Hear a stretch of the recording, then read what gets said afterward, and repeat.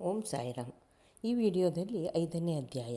ಇದೇ ಥರ ಮುಂದೆ ಎಲ್ಲ ಅಧ್ಯಾಯಗಳನ್ನು ನೋಡಬೇಕು ಅಂದರೆ ದಯವಿಟ್ಟು ಸಬ್ಸ್ಕ್ರೈಬ್ ಆಗಿ. ಓಂ ಸಾಯಿರಾಮ್. ಚಾಂದ್ ಪಾಟೀಲ್ ಅಂತ ಒಬ್ಬ ಇರ್ತಾನೆ. ಅವನ ಕುದುರೆ ಕಳ್ಕೊಂಡು 2 ತಿಂಗಳು ಹುಡುಕಿ ಬೇಜಾರಾಗಿ ಹೋಗ್ತಾ ಇರ್ತಾನೆ. ಆವಾಗ ದಾರೀಲಿ ಒಬ್ಬ ಫಕೀರನ್ನು ನೋಡ್ತಾನೆ. ಆ ಫಕೀರ ಇವ್ರನ್ನ ಕರೆದು ಏನು ವಿಷಯ ಅಂತ ಕೇಳಿದಾಗ ಅವನು ನನ್ನ ಕುದುರೆ ಕಳೆದೋಗಿ 2 ತಿಂಗಳಾಯಿತು ಅಂತ ಹೇಳ್ತಾನೆ. ಆಗ ಫಕೀರ ಇಲ್ಲೇ ಹಳ್ಳದ ಬಳಿ ಇದೆ, ಹೋಗಿ ನೋಡು ಅಂತಂತಾನೆ. ಅವನು ಚಾಂದ್ ಪಾಟೀಲ್ ಅಲ್ಲಿ ಹೋಗಿ ನೋಡ್ತಾನೆ. ಆ ಕುದುರೆ ಮೇಯ್ತಾ ಇರೋದು ನೋಡಿ ಅವನಿಗೆ ಖುಷಿಯಾಗಿ ಹೋಗುತ್ತೆ.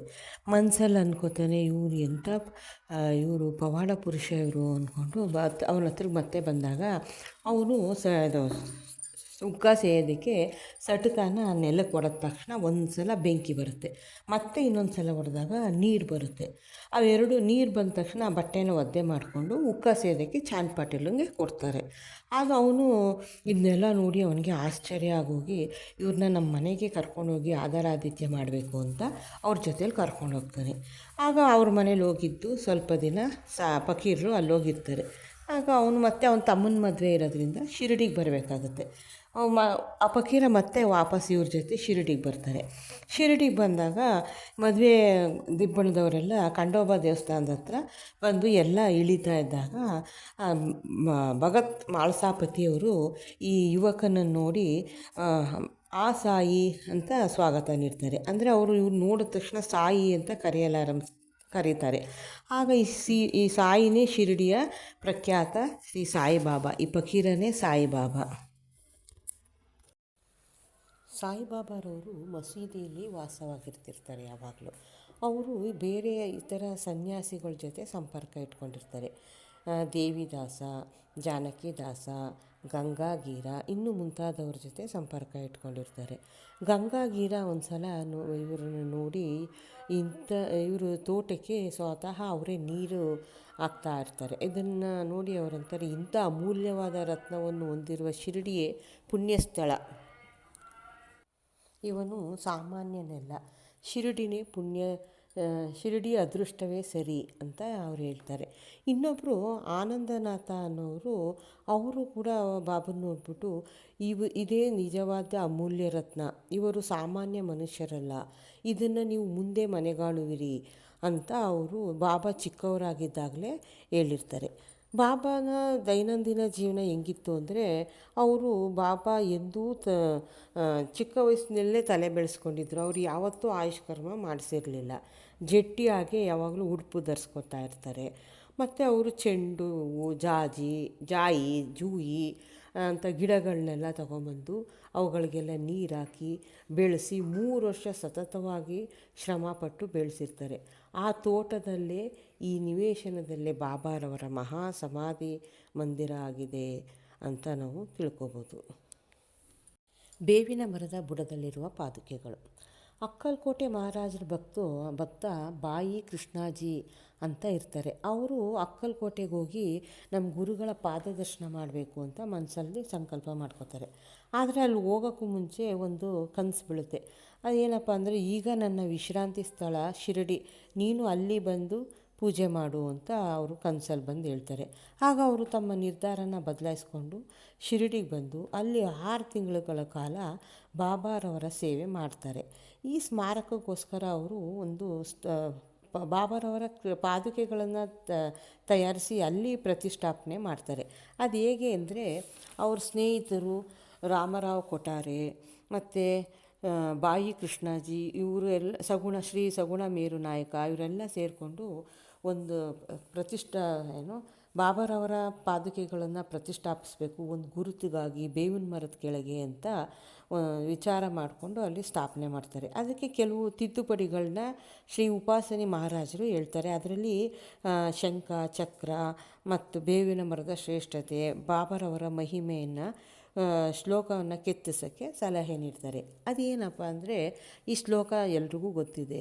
ಸದಾ ನಿಂಬವೃಕ್ಷಸ್ಯಂ ಮೂಲಾದಿವಾಸಂ ಸುಧಾಸ್ತ್ರಾವಿಣಂ ತ್ಯಕ್ತಮಪ್ಯಂ ಪ್ರಿಯಂತಂ ತರುಂ ಕಲ್ಪವೃಕ್ಷಾದಿಕಂ ಸದಾಯಂತಂ ನವಾಮೀಶ್ವರಂ ಸದ್ಗುರುಂ ಸಾಯಿನಾಥ.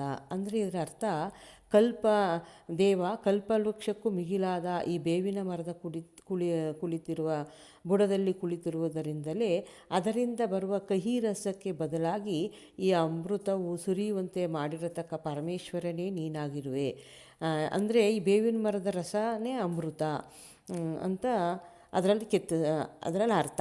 ಉಪಾಸಿನಿಯವರ ಸಲಹೆ ಮೇರೆಗೆ ಪಾದುಕೆಗಳನ್ನು ಮಾಡಿಸಿ ಬಾಬಾರವ್ರಿಗೆ ತಂದು ಕೊಡ್ತಾರೆ. ಬಾಬಾರವರು ಅದನ್ನು ಸ್ಪರ್ಶ ಮಾಡಿ ಶ್ರಾವಣ ಶುದ್ಧ ಪೂರ್ಣಿಮೆ ದಿನ 11 ಗಂಟೆಗೆ ಸರಿಯಾಗಿ ಅದನ್ನು ದೀಕ್ಷಿತರವರು ಖಂಡೋಬಾ ದೇವಸ್ಥಾನದಿಂದ ತಗೊಂಬಂದು ದ್ವಾರಕಾಮಾಯಿಗೆ ತಗೊಂಬಂದಾಗ ಬಾಬಾರವರು ಅದನ್ನು ಸ್ಪರ್ಶಿಸಿ, ಇವು ಪರಮಾತ್ಮನ ಚರಣಾರವಿಂದಗಳು, ಇವುಗಳನ್ನು ಬೇವಿನ ಮರದಲ್ಲಿ ಪ್ರತಿಷ್ಠಾಪಿಸಿ ಅಂತ ಹೇಳ್ತಾರೆ ಅವರು.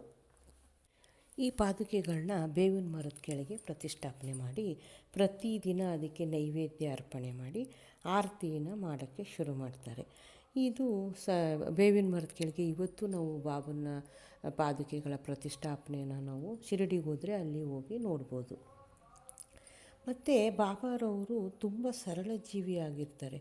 ಅವರು ಹೇಳ್ತಿರ್ತಾರೆ ಯಾವಾಗಲೂ, ದೊರೆತನಕ್ಕಿಂತ ಬಡತನವೇ ಮೇಲು, ದೇವರು ಯಾವಾಗಲೂ ಬಡವರ ಸಹೋದರನಾಗಿರುತ್ತಾನೆ ಅಂತ ಬಾಬಾ ಹೇಳ್ತಿರ್ತಾರೆ. ಅವರು ಮೊದಲು ಯಾವ ಜನದ ಜೊತೆ ಸೇರೋದಾಗಲಿ ಮಾತಾಡೋದಾಗಲಿ ಮಾಡ್ತಿರಲಿಲ್ಲ. ಅವರು ಬೇವಿನ ಮರದಗಳಿಗೆ ಕುಳಿತುಕೊಂಡು ಯಾವಾಗಲೂ ತಪಸ್ಸು ಮಾಡ್ತಾ ಇರ್ತಾರೆ. ಆದರೆ ಒಂದು ಸಲ ನಾನಾ ಸಾಹೇಬ ಬಂದು ಬಾಬನ ಹತ್ರ ಕೇಳ್ಕೊತಾರೆ, ನನಗೆ ಪುತ್ರ ಸಂತಾನ ಇಲ್ಲ, ನನಗೆ ದಯಮಾಡಿ ಪುತ್ರ ಲಾಭ ಕೊಡಿ ಅಂತ ಕೇಳಿದಾಗ ಅವ್ರಿಗೆ ಮಗು ಆಗುತ್ತೆ, ಗಂಡು ಮಗು. ಆವಾಗಿಂದ ಜನ ಅವ್ರನ್ನ ಎಲ್ಲ ಮುತ್ತುಕೊಳ್ಳೋಕ್ಕೆ ಶುರು ಮಾಡ್ತಾರೆ. ಬಾಬಾರವರಿಗೆ ಹಗಲು ಅಲ್ಲಿ ಎಡೆಬಿಡದೆ ಜನ ಮುತ್ಕೊಳ್ತಾ ಇರ್ತಾರೆ. ಅವರೆಲ್ಲ ಪ್ರತಿಯೊಬ್ಬರು ಅವ್ರವ್ರ ಸಮಸ್ಯೆ ಕೇಳ್ಕೊತಿರ್ತಾರೆ. ಪ್ರತಿಯೊಂದೂ ಬಾಬಾ ಎಲ್ಲರ ಸಮಸ್ಯೆನೂ ಹರಿಸ್ತಾ ಇರ್ತಾರೆ. ಹಿಂದೆ ಆಗಿರೋದು ಮುಂದೆ ಆಗೋದನ್ನು ಎಲ್ಲನೂ ಪ್ರತಿಯೊಂದನ್ನು ಬಾಬಾ ಹೇಳ್ತಾ ಇರ್ತಾರೆ. ಅದರಿಂದ ಜನ ಅವ್ರನ್ನ ಬಾಬನ್ನ ಫುಲ್ಲು ಮುತ್ತಾಕೊಳ್ತಾ ಇರ್ತಾರೆ. ಆಗ ರಾತ್ರಿ ಹೊತ್ತು ಅವರು ಇದರಲ್ಲಿ ದ್ವಾರಕಾಮಾಯಲ್ಲಿ ಮಲ್ಕೋತಾ ಇರ್ತಾರೆ. ಅವರು ಎಂಥ ಸರಳ ಜೀವಿ ಅಂದರೆ ಬರೀ ಒಂದು ನಿಲುವಂಗಿನ ಮಾತ್ರ ಹಾಕ್ಕೊಂಡು ತಗಡಿನ ಪಾತ್ರೆ ಇಟ್ಕೊಂಡಿರ್ತಾರೆ, ಗೋಣಿ ಚೀಲನ ಹಾಸ್ಕೊಳ್ಳೋಕ್ಕೆ ಮಲ್ಕೊತಿರ್ತಾರೆ. ಅಂಥ ಸರಳ ಜೀವಿ ಇರೋ ಬಾಬಾ ಅವರಿದ್ದ ಮಸೀದಿನೇ 1912ರಲ್ಲಿ ದ್ವಾರಕಾಮಾಯಿಯಾಗಿ ಪರಿವರ್ತನೆಯಾಗಿರುತ್ತೆ. ಮತ್ತು ಬಾಬಾರವರಿಗೆ ದೀಪಗಳಂದರೆ ಬಹಳ ಇಷ್ಟ. ಅವ್ರು ಏನು ಮಾಡ್ತಾರೆ, ಪ್ರತಿ ದಿನ ಅಂಗಡಿಗಳಿಗೆ ಹೋಗಿ ಇದು ಎಣ್ಣೆ ಇಸ್ಕೊಂಡು ದೀಪ ಹಚ್ತಾ ಇರ್ತಾರೆ ದ್ವಾರಕಾಮಾಯಿಲಿ. ಒಂದು ದಿನ ಅವರು ಅಂಗಡಿಯವರೆಲ್ಲ ಸೇರಿಕೊಂಡು ಇವರು ದಿನ ಬಂದು ನಮಗೆ ಎಣ್ಣೆ ಕೇಳ್ತಾರೆ, ನಾವೆಲ್ಲ ಸೇರ್ಕೊಂಡು ಇವತ್ತು ಎಣ್ಣೆ ಇಲ್ಲ ಅಂತ ಹೇಳ್ಬಿಡೋಣ ಅಂತ ಹೇಳ್ತಾರೆ. ಆಗ ಬಾಬಾ ಅವರು ಎಣ್ಣೆ ತೊಗೊಳಕ್ಕೆ ಅಂಗಡಿಗೆ ಹೋಗಿ ಕೇಳಿದಾಗ ಎಲ್ಲರೂ ಎಣ್ಣೆ ಇಲ್ಲ ಅಂತ ಹೇಳ್ತಾರೆ. ಅವ್ರೇನು ಮಾಡ್ತಾರೆ, ಬಾಬಾ ಸ್ವಲ್ಪ ತಗಡಿನ ಪಾತ್ರೆಯಲ್ಲಿ ಎಣ್ಣೆಗೆ ನೀರನ್ನು ಬೆರೆಸಿ ಅದನ್ನು ಕುಡಿದ್ಬಿಡ್ತಾರೆ. ಮತ್ತು ಆ ನೀರನ್ನ ತೊಗೊಂಡೋಗಿ ಎಲ್ಲ ದೀಪಗಳಿಗೂ ಹಾಕಿದಾಗ ಅದು ನೀರಲ್ಲೇ ದೀಪಗಳೆಲ್ಲ ಉರಿತಾ ಇರುತ್ತೆ. ಇದನ್ನು ನೋಡಿದವರೆಲ್ಲ ಅಂಗಡಿಯವರೆಲ್ಲ ಬಂದು ಬಾಬನ ಹತ್ರ ಕ್ಷಮೆ ಕೇಳಿಕೊಂಡು, ಕ್ಷಮಿಸಿ ಬಾಬಾ, ನಾವು ಇನ್ನು ಮುಂದೆ ಸತ್ಯತನದಿಂದ ನಡೀತೀವಿ, ನಾವು ಮಾಡಿದ ತಪ್ಪಾಯಿತು, ನಮ್ಗೆ ಕ್ಷಮಿಸಿ ಅಂತ ಬಂದು ಕೇಳ್ಕೊತಾರೆ. ಅಹಮದ್ ನಗರದಲ್ಲಿ ಜವಾರ ಅಲಿ ಅಂತ ಒಬ್ಬ ಫಕೀರ ಇರ್ತಾನೆ. ಇವನು ಅಹಮದ್ ನಗರದಿಂದ ಶಿರಡಿಗೆ ಬರ್ತಾನೆ. ಅವನೇನಪ್ಪ ಅಂದರೆ, ನಾನೇ ಗುರು, ಬಾಬಾ ನನ್ನ ಶಿಷ್ಯ ಅಂತ ಸ್ವಲ್ಪ ಕುರಾಣ ಎಲ್ಲ ಕಲ್ತಿರ್ತಾನೆ. ಅದನ್ನು ಬಾಯಿಪಾಠ ಮಾಡಿಕೊಂಡು ಎಲ್ಲ ಊರಲ್ಲಿ ಎಲ್ಲರಿಗೂ ಹೇಳ್ತಿರ್ತಾರೆ. ಇದರಿಂದ ಮೊದಲು ಊರಿನ ಜನರೆಲ್ಲ ಇವ್ರನ್ನ ಗೌರವಿಸೋಕ್ಕೆ ಶುರು ಮಾಡ್ತಾರೆ. ಆಮೇಲೆ ಅವ್ರಿಗೆ ಬಾಬಾ ಇವನ ಶಿಷ್ಯ ಹೆಂಗೆ ಆಗೋಕ್ಕೆ ಸಾಧ್ಯ, ಇವನು ಕಪಟ ಗುರು ಜವಾರ ಅಲಿ ಅಂತ ಅದೆಲ್ಲ ಅವ್ರಿಗೆ ಇಷ್ಟಪಡಲ್ಲ. ಬಾಬನ ಹತ್ರ ಹೋಗಿ ಕೇಳ್ಕೊತಾರೆ, ಬಾಬಾ ನೀವು ಅವ್ನ ಶಿಷ್ಯನಾಗೋದು ನಮಗೆಲ್ಲ ಇಷ್ಟ ಇಲ್ಲ ಅಂದಾಗ ಸ್ವಲ್ಪ ದಿನದ ನಂತರ ದೇವಿದಾಸ ಅನ್ನೋ ಒಬ್ಬ ಫಕೀರ ಬಂದು ಆ ಜವಾರ ಅಲಿನ ಎಲ್ಲ ವಿಧದಲ್ಲೂ ಸೋಲಿಸ್ತಾನೆ. ಆಗ ಅವನೇನು ಮಾಡ್ತಾನೆ, ಶಿರಡಿ ಬಿಟ್ಟು ಬಿಜಾಪುರಕ್ಕೆ ಓಡೋಟೋಗ್ತಾನೆ. ಮತ್ತೆ ಅಲ್ಲಿ ಮತ್ತೆ ಶಿರಡಿಗೆ ಬಂದು ಬಾಬನ ಮುಂದೆ ಧ್ಯಾನ ಮಾಡ್ತೊಡಗ್ತಾನೆ. ಆಗ ಅವನಿಗೆ ಮನವರಿಕೆ ಆಗುತ್ತೆ, ನಾನು ಗುರು, ಬಾಬಾ ನನ್ನ ಶಿಷ್ಯ ಅಂತ ಇದ್ದಿದ್ದ ದುರಾಭಿಮಾನ ಎಲ್ಲ ಅವನಿಗೆ ಹೋಗಿ ಬಾಬನ ಹತ್ರ ಬಂದು ಕ್ಷಮೆ ಕೇಳ್ಕೊತಾನೆ. ಸ್ವಾಮಿ, ನಾನು ಮಾಡಿದ ತಪ್ಪಾಯಿತು, ನಾನು ಕ್ಷಮಿಸ್ಬಿಡಿ ಅಂತ ಕೇಳ್ಕೊಂಡಾಗ ಬಾಬಾ ಅವನ್ನ ಆ ಪ್ರೀತಿ ವಿಶ್ವಾಸದಿಂದ ಗೌರವದಿಂದ ಸತ್ಕರಿಸಿರ್ತಾರೆ.